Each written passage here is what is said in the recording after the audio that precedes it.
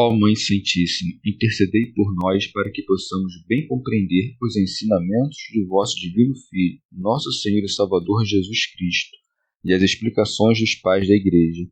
Ó Virgem Imaculada, ofereço-vos este trabalho e peço que abençoais aqueles que o ouvirem, e que seja para a maior honra e glória de Deus. Amém. Senhor onipotente, purificai o meu coração e os meus lábios. Vós, que purificastes os lábios do profeta Isaías com carvão em brasa, e dignai-vos, por tal modo, purificar-me com a vossa misericórdia, para que possa dignamente anunciar o vosso santo Evangelho. Por Jesus Cristo nosso Senhor. Amém. Senhor, abençoai-me. Que o Senhor resida no meu coração e nos meus lábios, para que anuncie digna e convenientemente o seu Evangelho. Amém. Evangelho de Nosso Senhor Jesus Cristo, segundo São Marcos.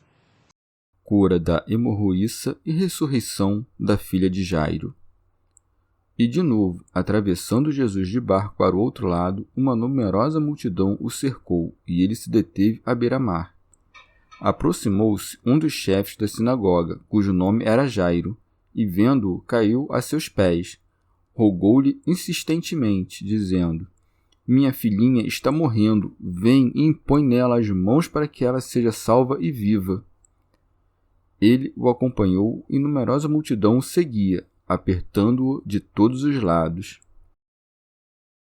Ora, certa mulher que havia 12 anos tinha um fluxo de sangue e que muito sofrera nas mãos de vários médicos, tendo gastado tudo o que possuía sem nenhum resultado, mas cada vez piorando mais, ouvira falar de Jesus.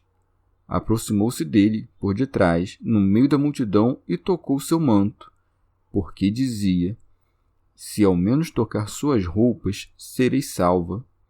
E logo estancou a hemorragia, e ela sentiu no corpo que estava curada de sua enfermidade.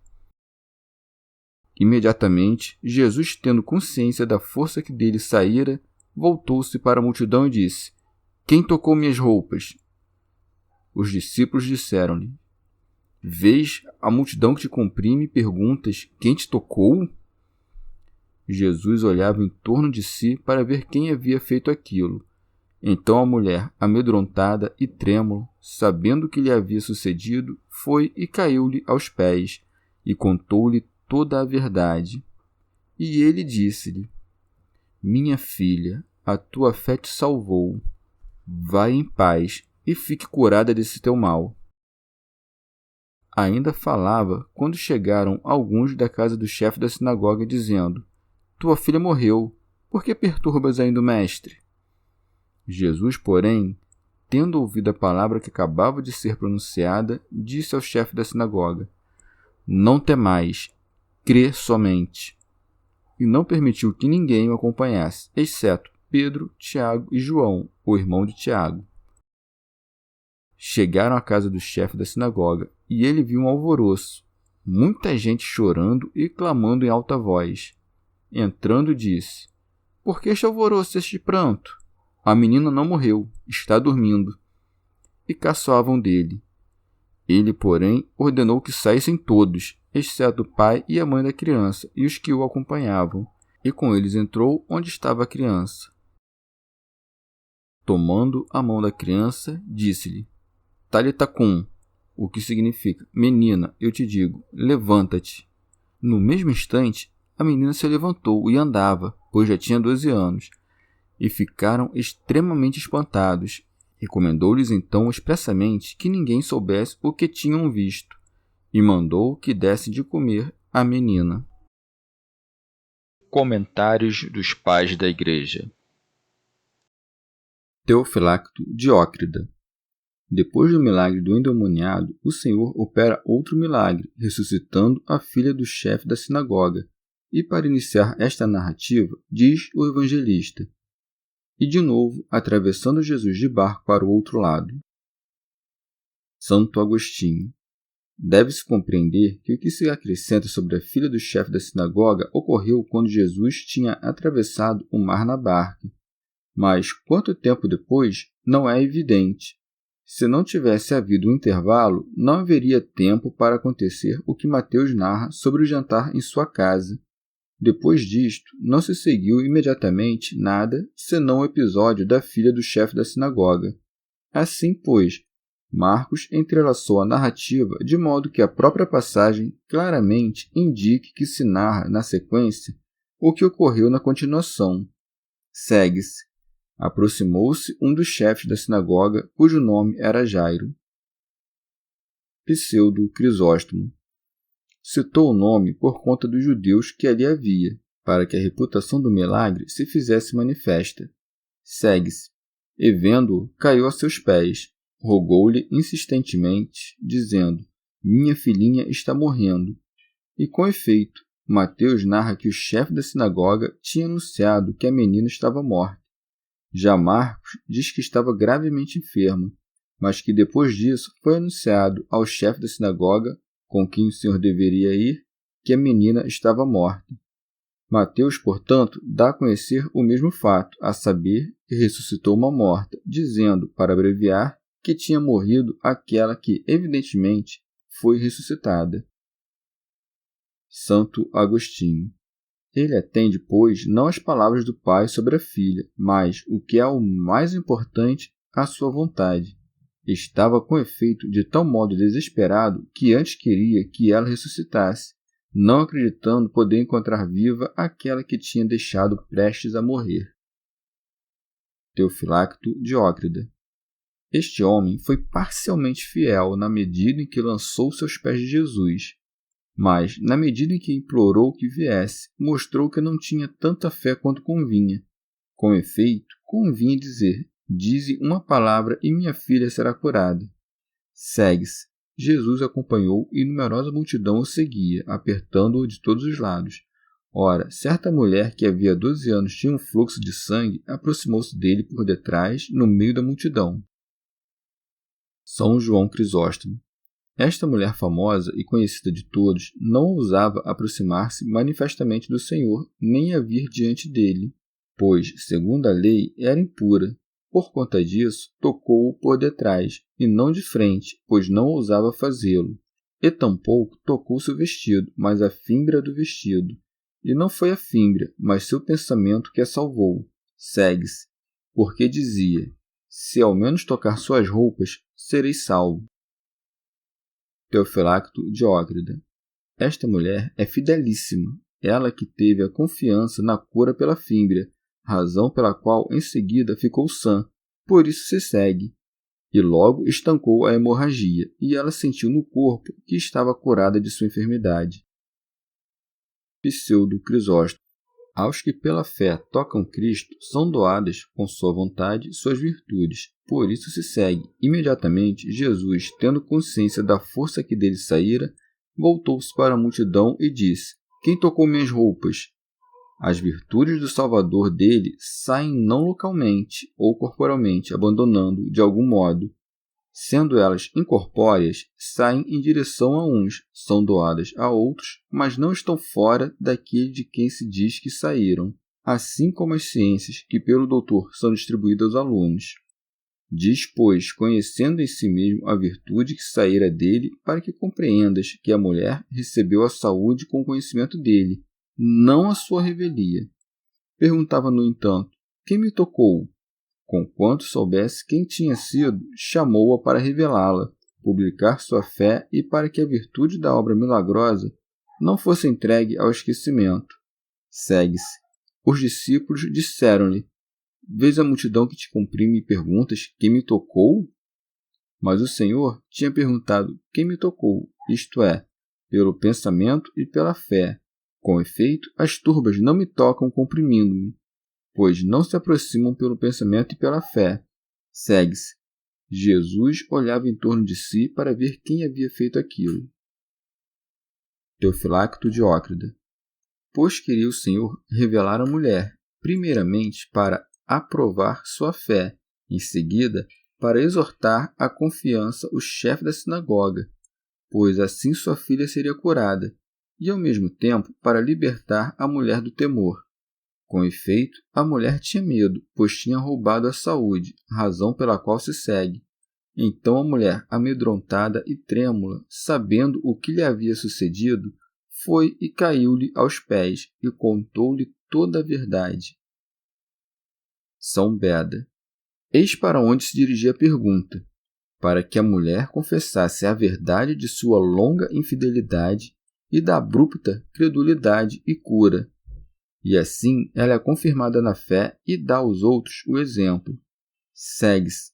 E ele disse-lhe: Minha filha, a tua fé te salvou. Vá em paz e fique curada desse teu mal.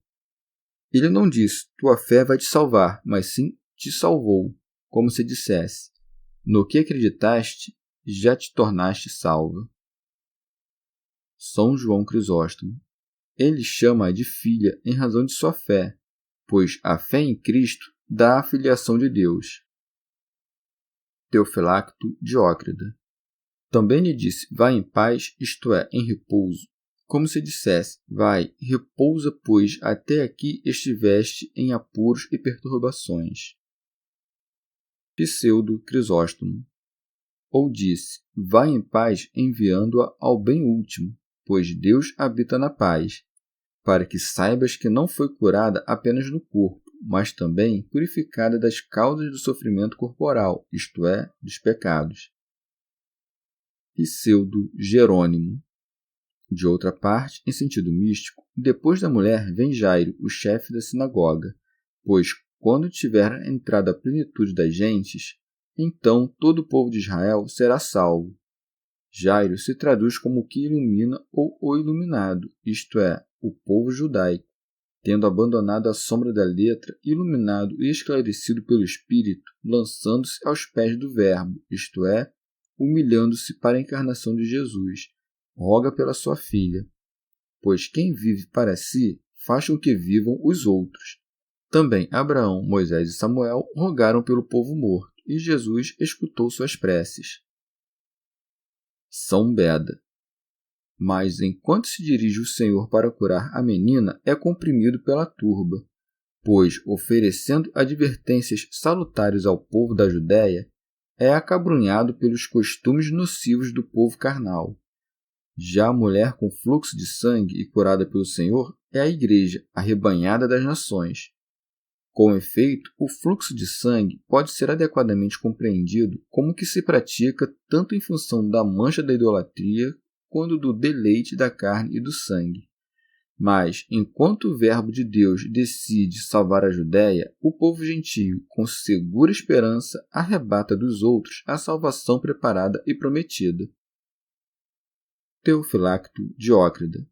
Ou, pela mulher que sofria o fluxo de sangue, deves compreender a natureza humana, pois o pecado fluía em abundância, o qual, matando a alma, como que derramava o sangue das nossas almas.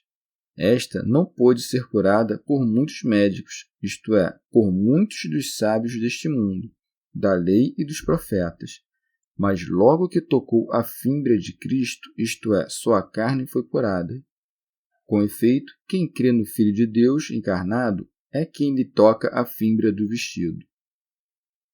São Beda. Uma única mulher crédula toca o Senhor, pois aquele que é acabrunhado por diversas heresias ou costumes perversos somente é venerado fielmente pelo coração da Igreja Católica, e a Igreja dos Gentios vem por detrás, pois não vendo o Senhor presente na carne, chega a graça de sua fé depois de consumados os mistérios de sua encarnação.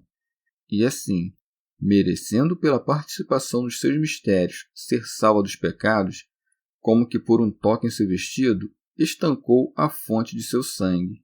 O Senhor, por seu turno, olhava em roda para ver quem tinha feito isso, pois julga dignos de seu olhar e de sua misericórdia todos aqueles que merecem ser salvos. Teofilacto Diócrida. Aquele que estava em volta do chefe da sinagoga acreditava que Cristo era um dos profetas, e por isso julgavam que deviam suplicar-lhe para que viesse e orasse sobre a menina. Mas como a menina já tinha exalado o último suspiro, julgavam que não deviam pedir-lhe, e por isso se diz: ainda falava quando chegaram alguns da casa do chefe da sinagoga, dizendo: Tua filha morreu, por que perturbas ainda o mestre? Mas o Senhor mesmo convida o pai a ter confiança. Diz-lhe então: não temas, crê somente. Santo Agostinho. Não se lê que consentiu com os que lhe anunciavam e se opunham a que o mestre viesse, mas dizendo o Senhor: não temas, crê somente, não repreendeu um desesperado, mas deu ainda mais forças a um crente. Se de outra parte o evangelista tivesse relatado que o chefe da sinagoga disse o mesmo que diziam aqueles que vinham de sua casa, isto é, que Jesus não fosse mais incomodado, as palavras que Mateus afirma ter ele dito, isto é, que a menina estava morta, estariam em contradição com seus pensamentos. Segue-se. E não permitiu que ninguém o acompanhasse, senão Pedro, Tiago e João, irmão de Tiago. Teofilacto Diócrida. Pois o humilde Cristo não quis operar nada por ostentação. Segue-se. Chegaram à casa do chefe da sinagoga e ele viu um alvoroço, muita gente chorando e clamando em voz alta. Pseudo Crisóstomo. Ele, no entanto, ordenou que não fizessem prantos, como se a menina não estivesse morta, mas dormindo. Por isso se segue. Entrando, disse: por que este alvoroço, este pranto? A criança não morreu, está dormindo. Pseudo Jerônimo. Ao chefe da sinagoga foi dito: tua filha está morta. Jesus, por seu turno, disse: não está morta, mas dorme. As duas coisas são verdadeiras, como se dissesse: está morta para vós, mas para mim, dorme. São Beda. Com efeito, para os homens que não puderam reanimá-la, ela estava morta. Para Deus, dormia. Ele, em cuja disposição tanto a alma vivia, quanto repousava a carne que iria ressuscitar. Daí surgiu o costume entre os cristãos de chamar os mortos e de cuja ressurreição não se duvida, de aqueles que dormem. Segue-se, e caçoavam dele. Teofilacto Diócrida. Zombavam dele como se não pudesse fazer mais nada, mas ele expôs contra suas testemunhas que, se a reanimar, verdadeiramente terá ressuscitado uma morta, fazendo algo de milagroso. São Beda. E uma vez que preferiam zombar da palavra daquele que ressuscita a nela crer, merecidamente são expulsos como indignos de ver o poder do que ressuscita e o mistério da ressuscitada. Por isso se segue. Ele, porém, ordenou que saíssem todos, exceto o pai e a mãe da criança e os que o acompanhavam, e com eles entrou onde estava a criança. São João Crisóstomo. Ou, para excluir a ostentação, não permitiu que todos ficassem consigo, para que tivesse depois testemunhas do poder divino. Escolheu dos discípulos os 3 principais, e o pai e a mãe da menina, como mais necessários que todos os outros.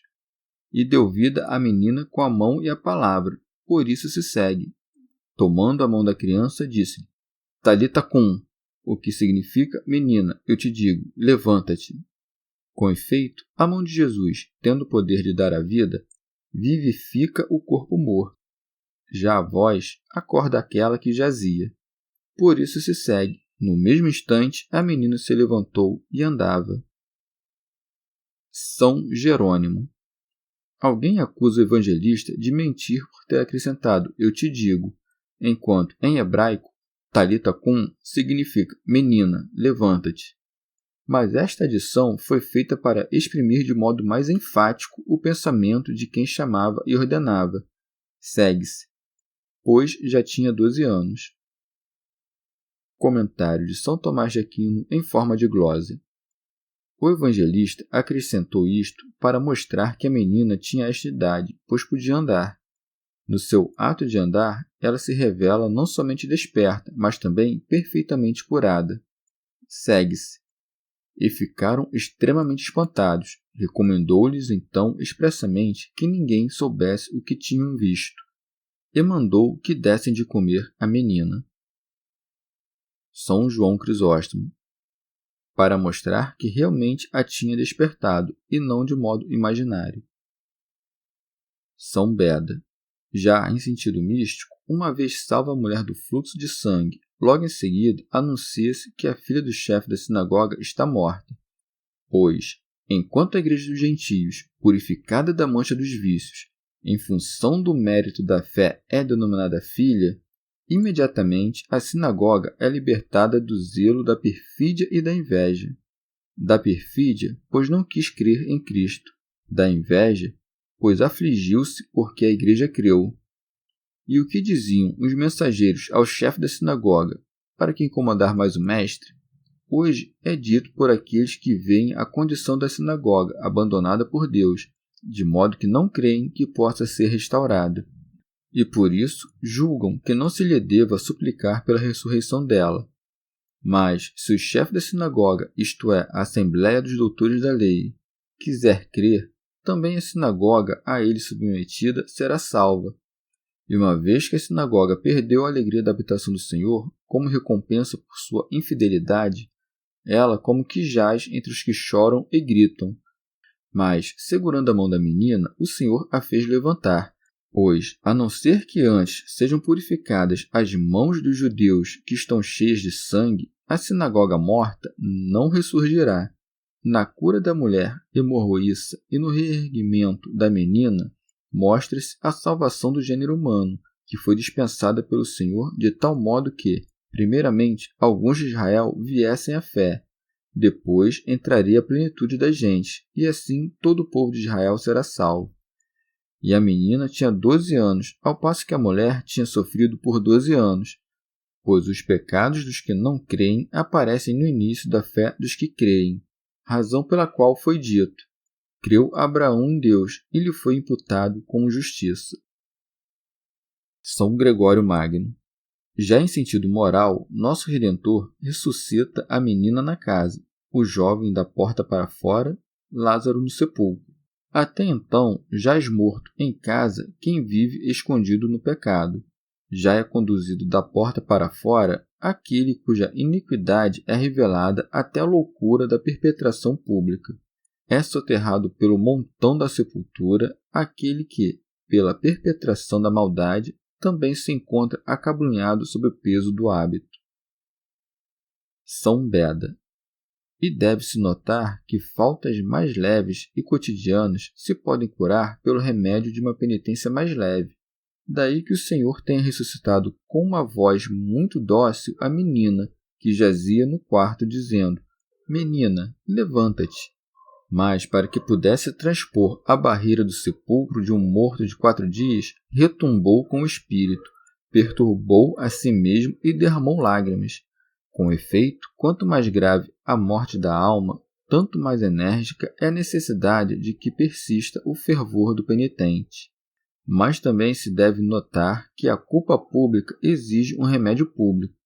Por isso Lázaro, chamado de dentro do sepulcro, foi visto pelo povo. Já os pecados leves podem ser apagados por uma penitência secreta. Por isso, a menina que jazia em casa levantou-se diante de poucas testemunhas, às quais se ordenou que o fato não fosse divulgado a ninguém. Também a turba é expulsa para fora para que a menina seja ressuscitada. Pois, se antes não for expulsa dos locais mais secretos do coração a multidão de preocupações mundanas, não ressurge a alma que interiormente jaz morta. E, convenientemente, ela se levanta e anda, pois a alma ressuscitada dos pecados não deve apenas reerguer-se das imundícies das más ações, mas também progredir nas boas obras, e logo se faz necessário que seja saciada com o pão celeste, vale dizer, que seja feita participante da palavra divina e do altar. Chegamos ao fim de mais um dia de comentários da Catena Áurea. Muito obrigado por ficarem até aqui, que Nossa Senhora derrame suas graças sobre nós e até amanhã.